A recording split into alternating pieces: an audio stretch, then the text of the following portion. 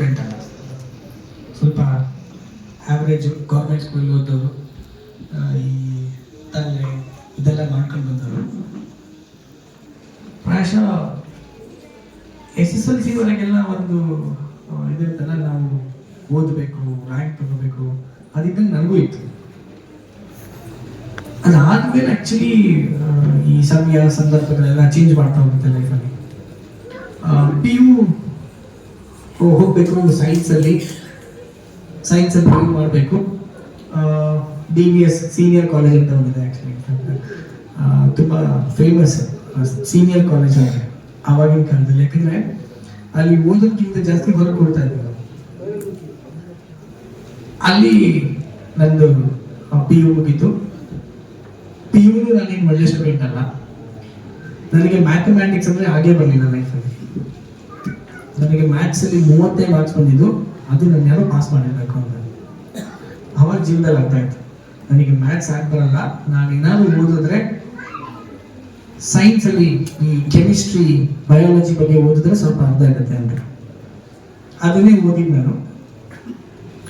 ಪ್ರಾಯಶಃ ಆ ಟೈಮಲ್ಲಿ ಜೀವನದ ಮುಖ್ಯ ಘಟನೆಗಳು ನಮ್ಮನ್ನ ಪ್ರಭಾವ ಬೀರ್ತಾವಲ್ಲ, ಹಾಗೆ ನನ್ನ ತಂದೆ ನಾನು ಬೇಗ ಕಳ್ಕೊಂಡವನು. ಊರಲ್ಲಿ ದುಡ್ಡು ಹಣಕಾಸು ಏನೂ ಇರಲಿಲ್ಲ. ಈ ದುಡ್ಡು ಹಣಕಾಸು ಇದ್ಯಾವುದೂ ಇರಲಿಲ್ಲ ಅಂತಂದ್ರೆ ಒಂದು ಅರ್ಥ ಆಗುತ್ತೆ, ಏನು ಅಂದ್ರೆ ನಿಮ್ಗೆ ಯಾವ ಸಂಬಂಧಿಕರು ಬರೋದಿಲ್ಲ ಅಲ್ವಾ,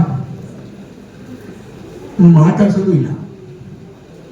ಮಾತಾಡ್ಸ್ಬಿಟ್ರೆ ಏನು ದುಡ್ಡು ಕೇಳ್ಬಿಡ್ತಾನೆ ಅಂತ. ಈ ಒಂದು ಅದಾದ್ಮೇಲೆ ಈ ಜೀವನದಲ್ಲಿ ಒಂದು ಛಲ ಬರುತ್ತೆ. ಯಾಕೆಲ್ಲ ಕೇಳ್ತಾನೆ, ಮಂಡಿಗದ್ದೆಲೆ ಯಾಕೆ ಬಂದು ಫ್ಯಾಕ್ಟ್ರಿ ಸ್ಟಾರ್ಟ್ ಮಾಡ್ತೀಯಾ, ಮಂಡಿಗದ್ದೆಲೆ ಬಂದು. ಇವತ್ತು ನಾವು ನಮ್ದು ಬೇರೆ ಬೇರೆ ದೇಶದಲ್ಲಿ ಸಮೇತ ಆಫೀಸ್ ಇದೆ, ಬಟ್ ಹೆಡ್ ಕ್ವಾರ್ಟರ್ ಮಾತ್ರ ನಾವು ಮಂಡಿಗದ್ದೆಲೆ ಹಾಕೋದು. ಕಾರಣ ಇಷ್ಟೇ, ಎಲ್ಲಿ ಬಿದ್ದಿರ್ತೀವಲ್ಲ ಅಲ್ಲಿ ಹೇಳಬೇಕು.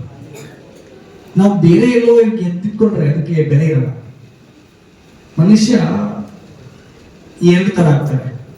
ಒಂದು ಅವಮಾನಗಳಾದ್ರೆ ಎರಡು ತರ ಆಗ್ಬೋದು. ಒಂದು ಈ ಡೀಪ್ ಡಿಪ್ರೆಷನ್ ಹೋಗಿ ಸೂಸೈಡ್ ಮಾಡ್ಬೋದು. ಎರಡನೇದು ಎಲ್ಲ ಅವಮಾನ ಆಗಿರ್ತಲ್ಲ ಅಲ್ಲೇ ಬಂದು ನಿಂತ್ಕೊಂಡು, ನೋಡು ನೀನು ಅವತ್ತು ನಂಗೆ ಅವಮಾನ ಮಾಡಿದ್ದೆ, ನಾನು ಇವತ್ತು ಇಲ್ಲಿ ನಿಂತ್ಕೊಂಡಿದ್ದೀನಿ, ಇದಕ್ಕೆ ಕಾರಣ ನೀನೇ ಅಂತ ಅವ್ರು ಹೇಳಬೇಕಾಗಿಲ್ಲ, ನೀವು ಮಾಡಿ ತೋರಿಸಿದ್ರೆ ಸಾಕು, ಅವ್ರಿಗೆ ಗೊತ್ತಾಗುತ್ತೆ. ಅದು ನನಗೆ ಬಹಳ ಹಠ ಆಯ್ತು. ಅದಕ್ಕೆ ಇವತ್ತಿಗೂ ಮಂಡಗದ್ದೆಯಲ್ಲಿ ಇರೋದು, ಮಂಡಗದ್ದೆಲ್ಲೇ ಮನೆ ಕಟ್ಟಿರೋದು, ಮಂಡಗದ್ದೆಲ್ಲೇ ಫ್ಯಾಕ್ಟರಿ ರನ್ ಮಾಡ್ತೀನಿ, ಮಂಡಗದ್ದೆಲ್ಲೇ ಆಫೀಸ್ ರನ್ ಮಾಡ್ತೀನಿ. ಈ PU ಟೈಮ್ ಆದ್ಮೇಲೆ ಡಿಗ್ರಿ ಫಾರ್ಮಸಿ ಓದ್ಬೇಕಾದ್ರೆ ಸಮೇತ ನಾನೇನು ಒಳ್ಳೆ ಸ್ಟೂಡೆಂಟ್ ಏನಲ್ಲ. ಅಗೇನ್ ಬಟ್ ಈ ಕಲ್ಚರ್, ಇದು ಸೈನ್ಸ್, ಇದ್ರ ಬಗ್ಗೆ ಎಲ್ಲ ಓದ್ತಾ ಇದ್ದೆ. ಇದ್ರ ಮಧ್ಯೆ ನನ್ನ ಜೀವನದಲ್ಲಿ ಒಂದು ದೊಡ್ಡ ಪಾಠ ಕಲಿಸಿದೆ. ಇದನ್ನು ಹೇಳಲೇಬೇಕು, ಯಾಕಂದ್ರೆ ನಾವು ಈಗಿನ ಕಾಲಮಾನದಲ್ಲಿ ಇದನ್ನ ಅರ್ಥ ಮಾಡ್ಕೋಬೇಕೇನೋ. ತಪ್ಪಾದ್ರೆ ದಯವಿಟ್ಟು ಕ್ಷಮಿಸಿ. ನಾನು ಡಿಗ್ರಿ ಇರ್ಬೇಕಾದ್ರೆ ಈ ಊಟಕ್ಕೆ ತುಂಬಾ ಕಷ್ಟ. ಯಾಕಂದ್ರೆ ಅವಾಗ ಒಂದು 20 ರೂಪಾಯಿ ಊಟ ಅಂದ್ರೆ ಒಂದು ದೊಡ್ಡ ಖರ್ಚು ಹೋಗುತ್ತೆ. ನನ್ನ ಕಾಲೇಜಲ್ಲಿ ಎಲ್ಲ ಇದ್ರು, ಮಾಮೂಲಿ ಎಲ್ಲ ಜಾತಿಯವರು, ಧರ್ಮದವರು, ಅಥವಾ ನನ್ನ ಶಿವಮೊಗ್ಗದ ನನ್ನ ಬಹಳಷ್ಟು ಜನ ಸಂಬಂಧಿಕರಿದ್ರು. ಎಲ್ಲರಿಗೂ ಗೊತ್ತಿತ್ತು ಪ್ರಾಬ್ಲಮ್ ಇದೆ, ಇವರಿಗೆ ಊಟ ಮಾಡಕ್ಕೂ ಮಧ್ಯಾಹ್ನ ದುಡ್ಡಿರಲ್ಲ, ಎಲ್ಲರಿಗೂ ಗೊತ್ತಿತ್ತು ದ ಫ್ಯಾಕ್ಟ್. ಬಟ್ ಇದಿಷ್ಟು ಜನ ಗೊತ್ತಿದ್ರು ಯಾರು ನಾನು ಕರಿತಿರ್ಲಿಲ್ಲ ಊಟ ಮಾಡೋಣ ಅಂತ. ಆದ್ರೆ ಈ ಶಿವಮೊಗ್ಗದ DVS ಕಾಲೇಜ್ ಎದುರುಗಡೆ ಒಂದು ಮುಸ್ಲಿಂ ಹಾಸ್ಟೆಲ್ ಇದೆ, ಗೊತ್ತಿರ್ಬೋದು ತುಂಬಾ ಜನರಿಗೆ. ಅಲ್ಲೊಬ್ಬ ನನ್ನ ಫ್ರೆಂಡ್ ಇದ್ದ. ನನ್ನ 3 ವರ್ಷ ಅವ್ರ ಹಾಸ್ಟೆಲಿಗೆ ಕರ್ಕೊಂಡು ಊಟ ಮಾಡಿಸ್ತಾ ಇದ್ದ. ಊಟ ಮಾಡೋದು ಲಾಸ್ಟ್ ಅಷ್ಟಿಗೆ ಅವ್ನಿಗೇನು ಇರ್ಬೇಕಂತಿಲ್ಲ. ನಾನು ಹೋದ್ರೆ ಯಾರೋ ಒಬ್ರು ಊಟ ಹಾಕೊಂಡು ಬಂದ್ಕೊಡೋರು, ಊಟ ಮಾಡ್ಕೊಂಡು ಬರ್ತಿದ್ದೆ ನಾನು.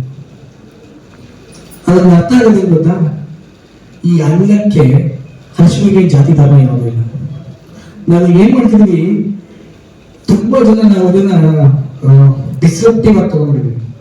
ಈ ಜಾತಿ ಧರ್ಮ ಇದು ಯಾವುದಿದೆಯಲ್ಲ, ಇದು ನಮ್ಮ ಏನು ವಿಶ್ವಾಸಕ್ಕೆ ಆಗ್ಬೇಕು, ಅದನ್ನ ಕಾನ್ಫಿಡೆನ್ಸ್ ಬೆಳೆಸ್ಬೇಕು, ಬಿಟ್ರೆ ಅದು ನನ್ನ ವೀಕ್ನೆಸ್ ಆಗ್ಬಾರ್ದು ಅಲ್ವಾ. ಯಾಕಿದ್ರೆ ಹೇಳ್ತಾ ಇದ್ರೆ ಈಗಿನ ಸಮಯ ಸಂದರ್ಭಕ್ಕೆ ಅದನ್ನ ಅರ್ಥ ಮಾಡ್ಕೊಂಡು ಯಾಕಂದ್ರೆ ನಮ್ಮ ಫೋಕಸ್ ಯಾವಾಗಲೂ ನಮ್ಮ ಮೇಲೆ ಇರಬೇಕು. ನಾವು ಅದನ್ನ ಬಿಟ್ಟು ಬೇರೆ ಎಲ್ಲದರ ಮೇಲೆ ಫೋಕಸ್ ಮಾಡ್ತಾ ಇದ್ದೀವಿ ಅಲ್ವಾ. ಈ ಕಾಗೆ ಮತ್ತೆ ಹದ್ದಿನ ಸ್ಟೋರಿ ಕೇಳಿದ್ರೆ ಯಾರು?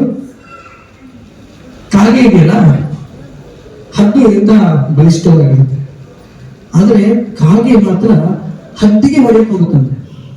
ಹದ್ದಿ ಹೊಡಿತದಂತೆ, ಹದ್ದಿನ ಕುಕ್ಕೆಗೆ ಬಂದು ಕುಕ್ಕ ಶುರು ಮಾಡುತ್ತಂತೆ. ಕಾಗೆ, ಹದ್ದು ಬಲಿಷ್ಠ, ಆದ್ರೆ ಅದನ್ನು ವಾಪಸ್ ಕಚ್ಚದಂತೆ ಹದ್ದು. ಅದು ಎತ್ತರಕ್ಕೆ ಹೋಗಕ್ಕೆ ಶುರು ಆಗ್ಬಿಡುತ್ತಂತೆ, ಫುಲ್ ಹೈಟ್ ಹೋಗಕ್ಕೆ ಶುರು ಆಗುತ್ತಂತೆ. ಕಾಗೆಗೆ ಉಸಿರಾಡಕ್ಕಾಗಲ್ಲ ಹೈಟ್ ಹೋದಾಗ, ಕಾಗೆ ಮೂರ್ಛೆ ತಪ್ಪಿ ಕೆಳಗೆ ಬಿಡ್ಬಿಡುತ್ತೆ. ಅಂದ್ರೆ ನಾವು ಬೆಳಿಬೇಕು ಅಂದ್ರೆ ಇನ್ನೊಂದು ಹೊಡಿಬೇಕಂತ ಏನಿಲ್ಲ, ನಾವು ನಮ್ಮಷ್ಟಕ್ಕೆ ನಾವು ಬೆಳೀತಾ ಹೋದ್ರೆ ಕಾಲು ಕೆಳಗಡೆ ಇರೋ ಕೆಳಗಡೆ ಹೋಗ್ತಾ ಇರ್ತಾರೆ ಅಲ್ವಾ. ಇವತ್ತಿನವರೆಗೂ ನಾನು ಯಾರಿಗೂ ಏನು ಮಾತಾಡೇ ಇಲ್ಲ. ನನಗೆ ಅವಮಾನ ಮಾಡಿದವರಾಗ್ಲಿ ಅಥವಾ ನನಗೇನು ಅಡಗಿಸಿದವರಾಗ್ಲಿ, ನಾನು ಏನು ಮಾತಾಡೋದೇ ಇಲ್ಲ ಯಾರ ಬಗ್ಗೆ. ಯಾಕಂದ್ರೆ ಒಂದು ಕಾನ್ಸೆಪ್ಟ್ ಇದೆ ನಮಗೆ, ಈ ದೇವರು ಎಲ್ಲಿದ್ದಾನೆ ಅಂತ ನಾವು ಬರೀ ಹೋಗ್ತಾ ಇರ್ತೀವಿ. ದೇವರು ಎಲ್ಲಿದ್ದಾನೆ ಯಾರು ಇರ್ಬೋದು ಅಂತ. ದೇವಸ್ಥಾನಕ್ಕೆ ಹೋಗ್ತೀವಿ, ಚರ್ಚಿಗೆ ಹೋಗ್ತೀವಿ, ಮಸೀದಿಗೆ ಹೋಗ್ತೀವಿ, ದೇವರು ಎಲ್ಲಿದ್ದಾನೆ ಅಂತ ನನಗೆ ಗೊತ್ತಿಲ್ಲ. ಅದು ನಾನು ಕಲ್ತ್ಕೊಂಡಿದ್ದೇನಲ್ಲ, ದೇವರು ಅವ್ರ ರೂಪದಲ್ಲಿ ಬಂದು ನನಗೆ ಅವಮಾನ ಮಾಡಿದ್ದಾನೆ. ಆ ಅವಮಾನ ಮಾಡಿದಕ್ಕೋಸ್ಕರ ನಾನು ಬೆಳೆದು ನಿಂತಿದ್ದೀನಿ ಅಂತ. ಸೊ ಎಲ್ಲಿದ್ದಾನೆ ದೇವರು? ನಮಗೆ ಯಾರು ಅವಮಾನ ಮಾಡ್ತಾರೆ ಅವರೇ ನಮ್ಮ ಪಾಲಿನ ದೇವರು. ಇದನ್ನ ಅನ್ಕೊಂಡ್ರೆ I think will be very positive. ಯಾರನ್ನು ನಾವು ಅಂಡರ್ ಎಸ್ಟಿಮೇಟ್ ಮಾಡಲ್ಲ, ಎಲ್ಲರೂ ಈಕ್ವಲ್ ಆಗಿ ನೋಡ್ತೀವಿ. ಅದು ನನಗೆ ತುಂಬಾ ಅನಿಸ್ತಾ ಇದೆ ಊರಲ್ಲಿ.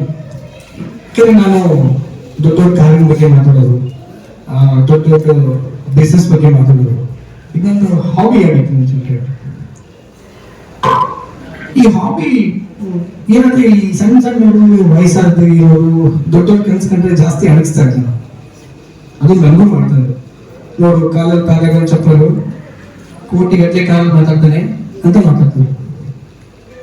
ಅದೇ ಜನ ನಾನು ಕೋಟಿದೆ ಕಾರ್ ತಗೊಂಡ್ಮೇಲೆ ಅದೇ ಜನ ಪಾರಗನ್ ಚಪ್ಪಲ್ ಹಾಕೊಂಡೇ ಹೋದೆ ನಾನು. ಅದೇ ಜನ ಏನಂತ ಗೊತ್ತಾ, ನೋಡಿ ಎಷ್ಟು ದೊಡ್ಡ ವ್ಯಕ್ತಿ ಎಷ್ಟು ಸಿಂಪಲ್ ಆಗಿ ಬಂದಿದ್ದಾನೆ. ಸೊ ಜನ ಮಾತಾಡ್ತಾರೆ, ಜನ ಇರೋದೇ ಮಾತಾಡಕ್ಕೆ. ಈ ನಮ್ಮ ಜೀವನ ಹೆಂಗಿದ್ರೆ, ಈ ಶಿಪ್ ಇದ್ದಂಗೆ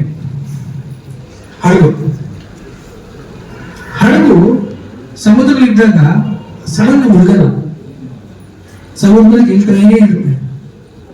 ಹಡಗು ಮುಳುಗದಾಗ ಒಂದು ಸಣ್ಣ ಹೋಲಾದ್ರೆ ಸಾಕು, ನೀರು ಕೂಡ ಒಳಗೊಂಡ್ಬಿಡುತ್ತೆ. ಹಾಗೆ ನಾವಂತ ಹಡಗು ತರ ಇರ್ಬೇಕು. ಹೊರಗಡೆ ಏನ್ ಬೇಕಾದ್ರೆ ಮಾತಾಡ್ತೀರಿ, ಆ ಹೋಲಾದ್ರೆ ನೀವು ಬೇರೆಲ್ಲ ಹೇಳಿರ್ತಾರೆ, ಅದೆಲ್ಲ ನಿಮ್ಮ ಮೈಂಡ್ಗಳು ಬರಕ್ಕೆ ಹೋಗ್ಬಿಡುತ್ತೆ. ಬೇರೆದಿದ್ದೆ ಮಾತುಗಳು, ಅವನು ಹಂಗಂದ ಇವನು ಹಿಂಗಂದ, ಇದು ನಮ್ಮನ್ನು ಮುಳುಗ್ಸೇ ತೆಗಿಯೋದು. ಆ ಮುಳುಗಬಾರ್ದು ಏನು, ನಾವು ಆ ಹೋಲಾಗ ಬಿಡಬಾರ್ದು ಅಷ್ಟೇ ಅಲ್ವಾ. ಹೋಲಾಗಬಾರ್ದು ಅಂದ್ರೆ ನಾವು ನಮ್ಮ ಡೈರೆಕ್ಷನ್ ಮಾಡ್ಬೇಕು. ಕ್ಯಾಪ್ಟನ್ ಇರ್ತಲ್ಲ, ಶಿಪ್ಪಿನ ಕ್ಯಾಪ್ಟನ್ ಅವ್ರೊಬ್ರು ನಿಂತ್ಕೊಂಡ್ರೆ ಅವ್ರಿಗೇನು ಗೊತ್ತಿರಲ್ಲ. ಅವ್ನು ಹೇಳ್ತೀವಿ ನಾವು ಎಲ್ಲಿ ಹೋಗ್ಬೇಕು ಅಂತ ಅವ್ರಿಗೆ ಗೊತ್ತಿರುತ್ತೆ. ಶಿಪ್ಪಿಗೆ ಕ್ಯಾಪ್ಟನ್ ಹೇಳೋದೇನು, ಇವತ್ತು ಆಸ್ಟ್ರೇಲಿಯಾ ಹೋಗ್ಬೇಕು ಅಂತ ಡಿಸೈಡ್ ಆಗುತ್ತೆ ಅಷ್ಟೇ. ಆಸ್ಟ್ರೇಲಿಯಾ ಹೋಗ್ಬೇಕು ಅಂದ್ರೆ ಅವನಿಗೆ ಕ್ಯಾಪ್ಟನ್ ಬರ್ತಾನೆ, ಶಿಪ್ ಹೋಗುತ್ತೆ, ನೋಡುತ್ತೆ, ಶಿಪ್ ಹೋಗ್ಬೇಕು ಅಷ್ಟೇ. 5 ತಿಂಗಳು 4 ತಿಂಗಳು ಬಿಟ್ಟು ಶಿಪ್ ಆಸ್ಟ್ರೇಲಿಯಾ ದಡ ನೋಡುತ್ತೆ.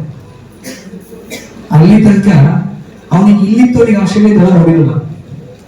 ಅವನಿಗೆ ಅಲ್ಲಿ ಹತ್ತತ್ರ ಹೋದಂಗೆ ದಡ ಕಾಣೋದು. ಅಂದ್ರೆ ಪ್ರಯತ್ನ ನಾವು ಮಾಡ್ತಾನೆ ಇರ್ಬೇಕು, ನಮ್ಮ ಪ್ರಯಾಣ ಸಾಕ್ತಾನೆ ಇರ್ಬೇಕು. ಆವಾಗ ಮಾತ್ರ ನಮಗಲ್ಲಿ ದಡ ಸೇರಕ್ಕೆ ಸಾಧ್ಯ ಆಗುತ್ತೆ. ಇಲ್ಲ ಅಂದ್ರೆ ನಾವು ಮಧ್ಯದಲ್ಲಿ ಈ ಸಣ್ಣ ಪುಟ್ಟ ಹೋಲುಗಳಿಂದ ನಮ್ಮ ಜೀವನವನ್ನು ನಾವು ಮುಳುಗಿಸ್ಕೊಳ್ತೀವಿ. ಈ ಜನಗಳಿದಲ್ಲ ಇವತ್ತಿಗೂ ನಮ್ಗೇನು ಆಡ್ಕೊಳ್ಳೋದು ಬಿಡೋದಿಲ್ಲ, ಆಡ್ಕೊಳ್ಳೋದು ಬಿಡಲ್ಲ. ನಮ್ಮಲ್ಲಿ ಇರ್ತಾರೆ, ಎಲ್ಲ ಇರ್ತಾರೆ ಜನ ಸೇರಿ. ಈ ನನಗೆ ಕಾಲು ಮುಚ್ಚಿರೋದ್ರಿಂದ ತುಂಬಾ ಕಾಯಿ ಮುಚ್ಚಿ ನನಗೆ ಫಸ್ಟ್ ಇಂಪಾರ್ಟೆಂಟ್ ಆಗ್ತದಾಗ ನಂಗೆ ಹೇಳಿದ್ರು ಕಾರ್ ತಗೊಂಡ್ಯಾ ಅಂತ. ಸೇಮ್ ಜನ, ಅದೇ ಕಟ್ಟೆ, ಅದೇ ಹೋಟ್ಲು, ಅದೇ ಟೀ. ತಗೊಂಡ್ಯಾ? ತಗೊಂಡೆ ಹೊಸ ಕಾರ್, ಏನು ಇಷ್ಟ ಆಯ್ತು ತಗೊಂಡೆ. ಫಸ್ಟ್ ಟೈಮ್ ಅಲ್ಲ ಜೀವನದಲ್ಲಿ ಖುಷಿ ಆಗಿರ್ತದೆ, ಒಳ್ಳೆ ಕಾರ್ ತಗೊಂಡಾಗ, ಇಂಪೋರ್ಟೆಡ್ ಕಾರ್ ತಗೊಂಡಾಗ ಖುಷಿ ಆಗಿರ್ತದೆ. ಅದು ನಾನು ಹೋಗ್ಬೇಕು ಹಿಂದ್ಗಡೆ ಮಾತಾಡ್ಬೇಕಲ್ಲ ಜನ, ಏನೋ ಮಾತಾಡ್ಬೇಕು, ಪಾಪ ಗಾಸಿಪಿಂಗ್ ಇರ್ಬೇಕು.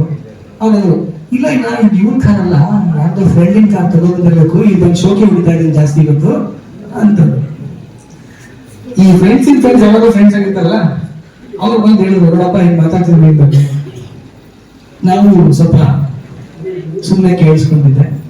ನಾನು 1 ವರ್ಷ ಬಿಟ್ಟು ಇನ್ನೊಂದು ದೊಡ್ಡ ಗಾಡಿ ತಂದೆ, ಸ್ವಲ್ಪ ಕಾಸ್ಟ್ಲಿ ಕಾರ್. ಅದಕ್ಕಿಂತ ಸೇಮ್ ಜನ, ಸೇಮ್ ಕಟ್ಟೆ, ಸೇಮ್ ಟೀ ಕೇಳೋದು.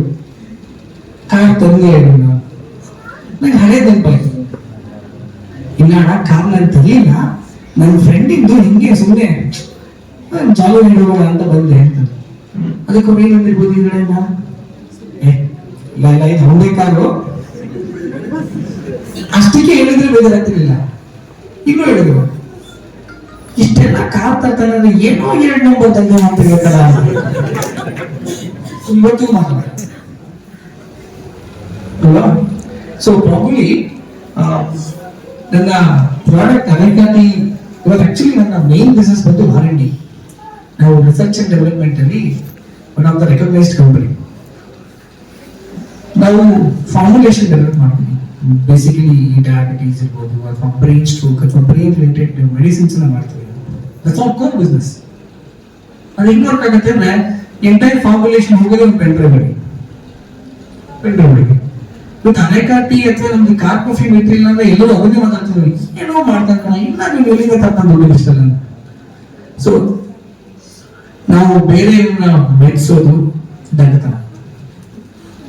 ನಮ್ಮ ಗುರಿನ ಇಟ್ಕೊಂಡು ನಾವು ಸುಮ್ಮನೆ ಹೋಗ್ತಾ ಇರ್ಬೇಕು. ಜನ ಹೇಳ್ತಾ ಇರ್ತಾರೆ, ಜನ ಮಾತಾಡ್ತಾ ಇರ್ತಾರೆ, ನಾವೆಲ್ಲರೂ ಡಿಸ್ಟರ್ಬೆನ್ಸ್ ಆಗ್ಬಿಟ್ರೆ ಬದುಕೋಕೆ. ಈ ಕುದುರೆ ಇದೆಲ್ಲ, ಕುದುರೆ ಕಾಡು ಕುದುರೆ ಅಂತಂದ್ರೆ, ಈ ಕಾಡು ಕುದುರೆಗೆ ಒಂದು, ಈ ಕಾಡು ಕುದುರೆ ಕಂಡ್ರೆ ಬಾವಲಿಗೆ ಆಗಲ್ಲ. ಬಾವಲಿ ಇರುತ್ತಲ್ಲ, ಬಾವಲಿಗೆ ಆಗಲ್ಲ. ಬಾವಲಿ ಬಂದು ಕಾಡು ಕುದುರೆ ಕಚ್ಬಿಟ್ರೆ ಕುದುರೆ ಏನು ಅಂತ ನೋಡೋದಿಲ್ಲಂತೆ, ಓಡ್ತಾ ಇರುತ್ತಂತೆ. ಫುಲ್ ಓಡೋದು ಓಡೋದು ಓಡೋದು ಓಡೋದು ಒಂದು ಪೀರಿಯಡ್ ಅಲ್ಲಿ ಕುದುರೆ ಸ್ವಾಧೀನ ಕಳ್ಕೊಂಡು ಸತ್ತೋಗ್ಬಿಡುತ್ತಂತೆ. ಅಂದ್ರೆ ಯಾರೋ ಏನೋ ಹೇಳಿರ್ತಾರೆ, ಅದು ಏನು ಕೇಳಿದ್ರು ಏನು ಅಂತ ನಾವು ನೋಡೋಷ್ಟು ಪೇಷನ್ಸ್ ಇಲ್ಲ ನಮ್ ಕೇಳಿ. ನಾವು ಒಂಥರ ಹುಚ್ಚು ಕುದುರೆ ತರ ಓಡ್ತಾ ಇದ್ದಕ್ಕೆ ಅದು ಹುಚ್ಚು ಕುದುರೆ ಅಂತ ಓಡೋಗಿ ಏನೋ ಒಂದ್ ಕಡೆ ಎತ್ಕೊಂಡಿರ್ತೀವಿ, ಎಲ್ಲಿ ನಿಂತಿರ್ತೀವಿ, ಯಾರು ನಿಂತಿರ್ತೀವಿ ಅಂತಲೇ ಗೊತ್ತಿಲ್ಲ. ಈ ನಾಯಿ ಕಚ್ಚಕ್ ಬಂದ್ರೆ, ಹುಚ್ಚು ನಾಯಿ ಬಂದ್ರೆ ಕಚ್ಚಕ್ ಬಂದ್ರೆ ನಾವ್ ಏನ್ ಮಾಡ್ತೀವಿ ಓಡೋಗ್ತೀವಿ ಅಲ್ವಾ? ಓಡೋದು ಹೆಂಗೆ ಗೊತ್ತು, ಗುರಿ, ದಾರಿ, ದಿಕ್ಕು ಏನೂ ಗೊತ್ತಿಲ್ಲ ಓಡೋಗ್ತೀವಿ. ಆದ್ರೆ ಬೆಳಿಗ್ಗೆ ಜಾಗಿಂಗ್ ಮಾಡ್ಬೇಕಂದ್ರೆ ನಾವು ಅದನ್ನು ಓಡೋದೇ, ನಾವು ಅವಾಗೂ ಓಡ್ತೀವಿ, ಆದ್ರೆ ಕರೆಕ್ಟ್ ಡೆಸ್ಟಿನೇಷನ್ ಹೋಗ್ತೀವಿ.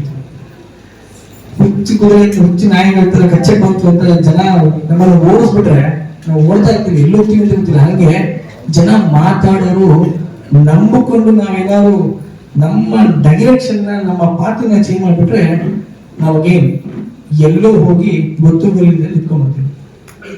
ಹಾಗಾಗಿ ಫಸ್ಟ್ ನಮ್ಮನ್ನ ನಾವು ನಂಬ್ಕೊಳ್ಳೋದು, ಯಾರೇ ಇರ್ಬೋದು, ನಮ್ಮನ್ನ ನಾವು ನಂಬೋದು ಬಹಳ ಇಂಪಾರ್ಟೆಂಟ್.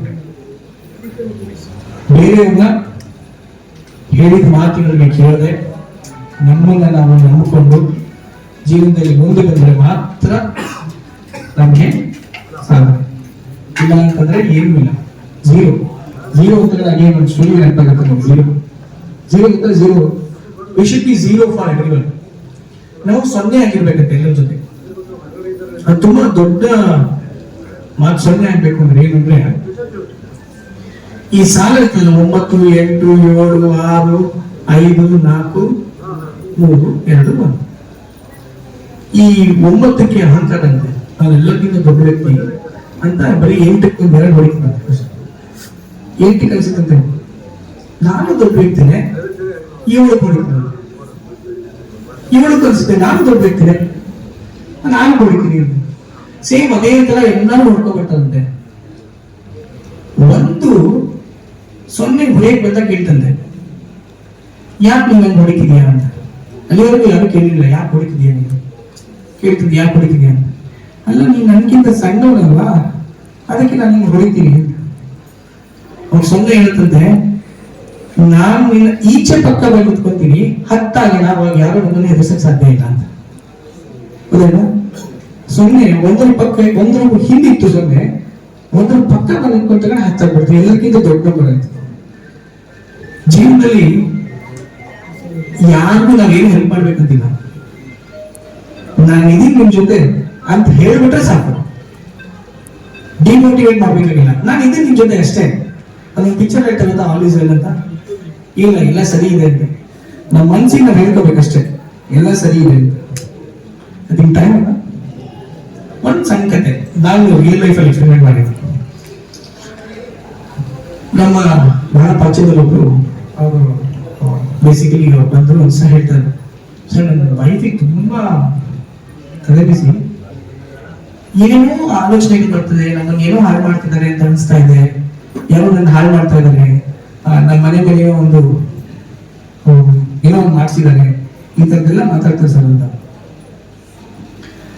ನಾನು ಅಲ್ಲೇ ಇದ್ದೆ ಸುಮ್ಮನೆ, ಈ ಹೊಸ ಎಕ್ಸ್ಪೆರಿಮೆಂಟ್ ಸೈಕಾಲಜಿ ಮೇಲೆ ಏನು ವರ್ಕ್ ಆಗುತ್ತೆ ನೋಡೋಣ ಅಂತ ಹೇಳಿ ಅಲ್ಲಿ ಅವ್ರು ಹೇಳಿದೆ, ನಾನು ಹೇಳಿದ್ದನ್ನ ನಿಮ್ಮ ಮನೆಯಲ್ಲಿ ಹೇಳಿಬಾರ್ದು, ಅವ್ರು ಎಕ್ಸ್ಪೆರಿಮೆಂಟ್ ಮಾಡೋಣ.